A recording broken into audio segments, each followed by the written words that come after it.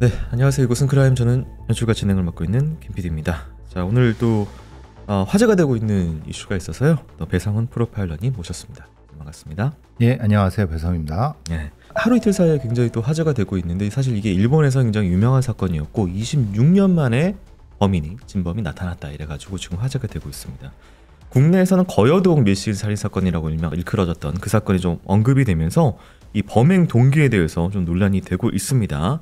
어떤 사건인지 좀 살펴보도록 하겠습니다. 1999년 11월 13일 토요일 일본 나고야시 니시구 오후 2시 30분에 한 아파트 집주인이 아파트를 돌며 세입자들에게 감을 나눠주고 있었습니다. 2층 타카바시네 집 현관문을 두드렸는데 평소 집에 있던 그 집 아내가 반응이 없자 혹시나 하고 문을 열어봤고 현관문이 그냥 열렸는데 현관 정면 복도에 그 집 아내인 32세 타카바 나미코가 피를 흘리며 엎어져 쓰러져 있었습니다. 거실 방향으로 머리를 하고 있었는데 목에는 수해의 자상이 있었고 손에는 저항은이 발견됐습니다. 사인은 과다출혈. 혈흔은 나미코의 얼굴 주변에 고여 있었고 혈흔의 줄기가 시신으로부터 화장실까지 이어져 있었는데 화장실 세면대에 피를 씻어낸 듯한 혈흔이 있었습니다. 그런데 아파트 임대인이 나미코 씨를 발견했을 때 당시 2살 아들은 집에 멀뚱히 앉아 있었습니다. 아들 코에 있는 상처 하나 없이 멀쩡했는데 그 집에는 TV가 켜져 있었고 청소기가 나미코가 쓰러져 있던 현관 바로 옆에 놓여 있었습니다. 집에서는 물색한 등은 발견되지 않았고요. 체온 측정 등을 통해서 본 사망 추정 시간은 2시간 전인 낮 12시 30분 전이었습니다. 아파트 이웃들은 그 시간대에 다투는 소리를 들었다고 증언을 했고 오후 1시 정도 쿵 하는 소리가 들렸다는 증언도 있었습니다. 그 집에서 장롱을 옮기나 하는 생각을 했다는 주민도 있었습니다. 이후 계단을 달려 내려오는 소리도 들렸고 나미코의 한 친구가 12시에서 14시까지 그 집에 전화를 걸었으나 전화를 받지 않았다고 증언을 했습니다. 당시 세면대의 혈흔을 분석한 결과 피해자인 나미코의 혈액형과 다른 B형이었고 여성의 피로 밝혀졌습니다. 사건 이후 아들 코에이 군이 방송 촬영 중에 한 말이 유명해졌습니다. 엄마 왜 죽었어? 모르는 아줌마랑 싸워서 죽었어. 싸워서 엄마가 죽었어. 라는 이야기를 합니다. 코에이 군은 모르는 아줌마라고 이야기를 했는데 평소 피해자 나미코 씨는 방문객이 오면 꼭 확인을 하고 문을 열어주는 신중한 성격이었다고 합니다. 집 식탁에는 귤과 컵라면 등이 있었는데 평소 이 가족이 먹지 않았던 유산균 음료가 있었습니다. 이 요구르트 뚜껑이 따서 조금 먹어진 상황이었고 그 음료의 일부가 현관에 뱉어져 있었습니다. 추후 확인 결과 이 제품은 니시구에서 35km 떨어진 니시미카와 지역에서 판매되던 제품으로 확인됐습니다. 이후의 상황을 좀 보면요. 아파트 현관 발매트에서 다수의 혈흔 및 피 묻은 족적이 발견됐는데요. 발 사이즈는 240mm였습니다. 한국산 스니커즈 족적이었다고 합니다. 범행 현장에서 이어진 피 묻은 족적은 이후 골목골목 꺾이며 이어졌는데 사건 장소에서 약 500m가량 떨어진 동네 공원 주차장 화장실에서 피를 씻은 흔적이 발견됩니다. 혈흔 분석 결과 사건 장소에서 발견된 B형 혈액형의 주인과 동일인으로 확인됐습니다. 이 공원 근처에 있던 주민이 40, 50대 여자가 손에 피를 흘리면서 공원으로 향했다라고 증언했습니다. 그런데 이 공원까지 이어진 족적이 여기서 끊깁니다. 당시 10만 명의 인원이 수사에 투입됐으나 범인에 대한 수사도 여기서 멈췄습니다. 범인은 밝혀진 상황이고요. 이게 어쨌든 범행 재구성을 하고 당시 상황이랑 좀 종합을 해서 본다면 어떻게 볼 수가 있을까요? 그 안에 있었고, 근데 그걸 뭐 무단으로 침입하거나 이건 아니고 손님으로 들어가서 얘기하는 과정에 돌아가신 분이 청소를 하고 있었고, 생각해 보시면 손님이 왔는데 청소를 한다. 그러니까 그렇게 정중하게 맞상대를 할 사람은 아닌 연배라든가 위치라든가 그 과정에서 아마 기습을 했을 가능성. 왜냐하면 돌아서 누워 있고 네. 뭐 이런 상태를 보면은 아무래도. 근데 핵심적으로 이 아이가 한 말을 보면은 이게 싸웠다.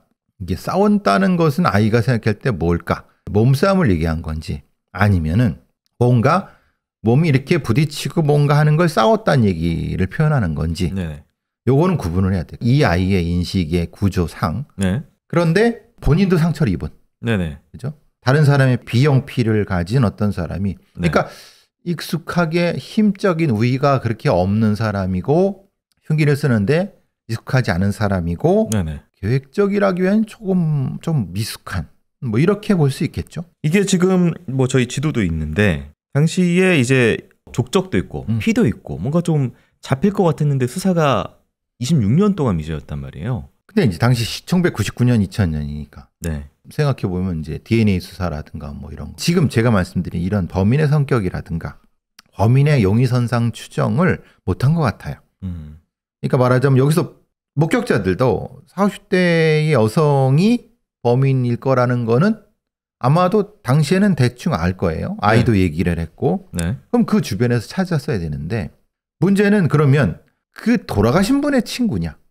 그게 애매하죠. 그러니까 돌아가신 분만 중심으로 찾은 것 같아요. 아, 네네. 보통 수사선을 설정을 할 때 피해자 주변을 기본으로 하는 거예요. 네. 그런데 조금 더 그것이 풀리지 않을 경우는 2선, 3선을 확대해야 되거든요. 네. 그러니까 그 부분에서 좀 실수가 있었던 것 같아요. 자, 이후 남편 타카바 사토루는 이사를 했으나 현장이었던 집의 월세를 계속해서 내며 현장을 보존했습니다. 무려 26년간 2억 원의 돈을 월세로 냈고 26년간 거리에서 범인의 몽타주를 계속 나눠줬습니다. 그러는 사이에 2014년 이 사건의 공소시효 만료가 다가왔습니다. 사토루 씨는 피해자 유가족 모임 소라 노카이에서 활동했는데 이 모임이 추진한 살인에 대한 공소시효 폐지법이 2010년 통과가 되면서 공소시효는 없어졌습니다. 2024년 아이치현 경찰은 사건 재조사 중 용의선상의 인물 5,000명 중에서 수백 명에게 DNA 샘플을 요청합니다. 이 중 한 사람이 계속해서 이 DNA 샘플 요청을 거부를 합니다. 경찰이 계속 압박하자 지난 10월 돌연 경찰에 자진 출두를 해서 자수를 합니다. 범인의 이름은 야스우코 쿠미코, 올해 69세이자 사건 당시 43세였던 여성이었습니다. 경찰은 자수한 쿠미코의 DNA 샘플을 채취했고 기존 현장의 DNA와 일치함을 확인했습니다. 신발 족적은 역시 240mm였습니다. 경찰이 남편 타바카 사토루 씨에게 연락을 해서 범인을 잡은 것 같다라고 하자 남편은 누군지 짐작을 못했습니다. 경찰이 타카바 씨의 고등학교 동창입니다 라고 하자 혹시 테니스부인가요? 라고 반문했다고 합니다. 범인 쿠미코는 고교 시절 사토루 씨와 같은 소프트 테니스부였던 사이였습니다. 당시 쿠미코에 대해서 친절했고 크게 존재감이 있던 아이는 아니었다라고 기억을 했는데 사토루 씨는 졸업 이후로 범인과 연락하고 지낸 적은 없다고 했으나 고등학교 동창이라는 이야기에 과거 쿠미코가 발렌타인데이 때 자신에게 고백을 했었고 자신은 정중하게 거절했던 일화가 떠올랐다라고 얘기했습니다. 살인사건 당시 범인과 사토루의 나이는 43세였고 과거 고백했던 일화는 고등학교 25년 전 일인데 왜 갑자기 25년 동안 연락이 없다가 나타나서 사토루의 아내를 살해했는지에 대해서 의문이 제기가 됐습니다. 그런데 이 사건이 벌어지기 5개월 전에 타카바 사토루는 동창 모임에 나갔습니다. 거기서 오랜만에 이 범인인 쿠미코를 조우합니다. 당시 쿠미코는 사토루에게 난 지금 결혼했고 일도 하고 가사도 하면서 열심히 살고 있어 라고 많이 밝아진 모습을 봤다고 했는데 사토루 씨는 나도 결혼해서 행복하게 살고 있어 라고 답을 했습니다. 그간 사토루는 쿠미코에게 신경을 안 쓰고 살았으나 사토루의 여동생이 쿠미코가 과거에 했던 행동에 대해서 기억을 하고 있었습니다. 사토루의 대학교 시절 이 쿠미코가 사토루의 대학까지 쫓아왔고 그래서 커피숍에 데리고 갔는데 거기서 계속 울어서 굉장히 곤란했었다라는 일화가 있었던 것을 기억합니다. 이게 지금 논란이 되고 있는 게 뭐 스토킹 살인이면은 보통 이제 저희도 그렇게 막 25년간 스토킹하다 갑자기 나타난 이게 아니라 연락이 없는 상황이었습니다. 그런데 갑자기 이 집에 나타나서 아내를 살해하고 사라지거든요. 그렇죠. 보통 우리가 스토킹 살인이라든가 이런 거 봤을 때는 그 사건 이전에 뭔가 접점이 있어요. 스토킹도 하고 접촉도 하고 연락도 하고 그러니까 그런 거는 우리가 쉽게 유출할 수 있어요. 근데 이 사람은 불과 수십 년 전에 당사자의 남편에 대한 어떤 것이 있었고 남편은 전혀 몰라. 까먹었어. 네. 근데 좀 생각은 나. 기억은 나. 근데 남편이 생각하지 못한 거는 대학 때 또 그 일이 있었던 거예요. 자기 학교 앞으로 찾아온 거. 그렇죠. 네. 근데 그 남편의 동생은 그걸 너무 기억하는 거죠. 뭐지 이 여자? 그럴 정도로 근데 남편은 까맣게 잊고 있어. 워낙 관심이 없었던 네. 존재 같아요. 근데 네. 한참 뒤에 살인사건이 벌어지기 5개월 전에 네. 접점이 있었죠. 뭐냐? 동창회에서 만나서 나 뭐 행복하게 살고 있어. 라고 얘기를 했으니까 그게 아마 이 사건의 촉발적인 트리거가 되지 않았을까. 네. 즉 말하자면 쿠미코한테는 삶에서 굉장히 어떤 이 트라우마가 계속 쌓여 있었고 그것을 어느 쪽으로 분출하는 상태를 모르고 있는 상태에서 돌아가신 분의 남편과 우연히 접촉하게 된 것이 옛날에 그걸 리콜하게 되고 네. 그 리콜된 것 때문에 결국은 이런 범행이 벌어졌다. 저희가 예를 들면 거여동 사건도 앞서서 잠깐 말씀드렸는데 그거 같은 경우는 이제 남편에 대한 집착, 친구의 남편에 대한 집착이 내가 이 가족을 내 가족이어야 돼. 그럼 너가 없어야지라고 해서 그렇게 이제 논리적으로는 이해가 됩니다. 살인까지는 이해가 안 돼도. 근데 이 사람 같은 경우에는 살인까지 갈 정도의 뭔가 이게 단초가 되고 그리고 또 이 남자도 아니고 이 여자를 죽인 건 남자를 소유하고 싶은 것도 아니고 그리고 나서 또 사라지고 아무 접점도 없어요. 이후로 또. 그러니까 급작스럽게 거여동의 그 범인처럼 네. 진짜 잡아먹고 내 거로 만들려고 바짝 붙어서 무엇을 하라서 소위 바람피는 형태까지 어떤 것을 해는 성격적 특성이 있는 이 사람은 그것이 아니라 네. 서서히 그러니까 방법이 달랐고 시간이 다른 것 같아요. 이들한테 이 시간은 의미가 없어요. 거여동 사건은 짧았고 네. 이 사람은 길었을 뿐이지 네. 그 범행의 인텐트 동기는 똑같다고 봐요. 이 이후의 일을 좀 얘기를 해야 될 것 같은데 범인 후미코의 이웃에 따르면은 범인은 반상의 조장을 하고 있고 친절한 사람이라서 살인할 사람으로 보이지 않는다라고 이야기를 했던 부분이 있었고요. 야스코 후미코는 경찰 조사에서 26년간 매일매일 불안했습니다. 8월에 경찰이 DNA 지출을 해달라고 찾아왔을 때 잡혀버리자라고 각오했습니다라고 진술합니다. 그리고 또 사건 일인 11월 3일만 되면 기분도 우울해지고 기분이 다운됐지만 나에겐 가족이나 친척들이 있어서 내가 잡혀서 폐를 끼치는 것이 싫었고 그래서 신문도 일부러 보지 않았습니다라고 이야기를 합니다. 그런데 사건을 잊고 싶었다라는 말과 달리 체포 이후 쿠미코의 거주지를 확인했는데요. 이 10년 전에 이 사건 현장에서 10km 떨어진 곳으로 이제 이사를 했는데 사토루 씨가 이 사건 1년 이후에 이사를 나온 집에서 2km 떨어진 위치의 집에 살고 있었다. 가까운 곳에 살고 있었네요. 그러니까 그 돌아가신 분의 남편은 그 현장을 보존할 정도로 그리고 범인을 잡도록 계속 노력을 하고 있었고 근데 만약에 범인의 말이 맞다고 하면 자기는 잊고 싶었고 두려웠다고 하면은 멀리 갔어야지. 이사 갔겠죠. 그렇죠. 근데 그게 아니라 오히려 가까이 접근했다는 얘기. 그러니까 이 사람이 얘기하지 않는 더 밝혀야 되겠지만 지켜봤을 수도 있어요. 그 남편을. 26년간 아니면은 10년 전 가까이 살 때부터도 그랬을 수 있어요. 그러니까 이거는 말하자면 집착이죠. 집착.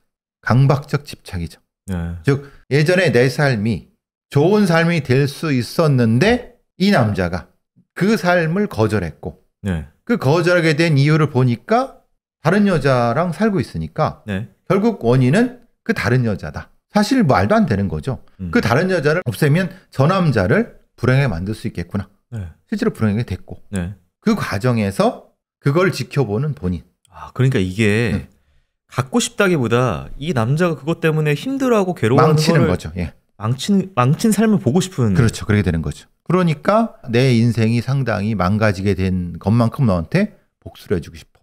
그래서 아이를 안 죽인 거예요. 애도 괴로워해야 되니까요. 그렇죠.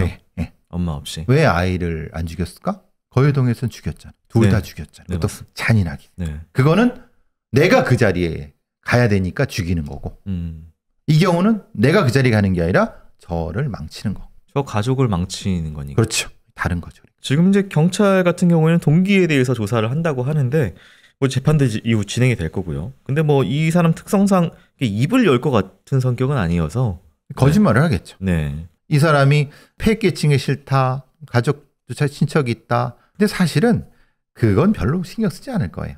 그러니까 오히려 자기 망상만 키우고 입국 다물고 오히려 자기 주장. 일본은 또 독특하게 이렇게 하면 이 사람한테 인터뷰가 많이 진행이 돼요. 그렇게 되면 자기가 뭔가 되게 행복한 잊혀진 사람에서 주목받는 사람인 것처럼 느끼게 돼서 네. 더 각성될 수도 있어요. 각성돼서 이상한 거짓말을 한다. 거짓말들을 할 수도 있고 네. 자기 행동을 굉장히 정당화할 수도 있고. 알겠습니다. 이 사건 관련돼서 이 사망한 아내 나미코의 아들이었죠. 코에이군 당시 2살이었는데요. 지금 현재 28세고요.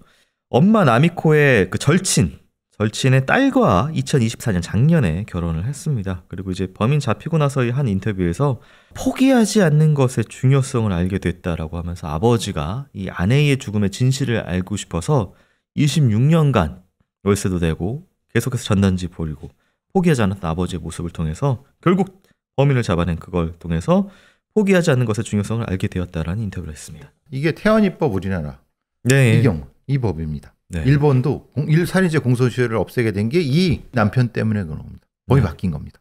굉장히 끈질긴 사람이죠. 그리고 결국 잡아냈습니다. 잡아낸 거죠. 예. 네. 저희도 이런 것들이 많이 있잖아요. 지금 이제 뭐 잡아야 되는 것들이.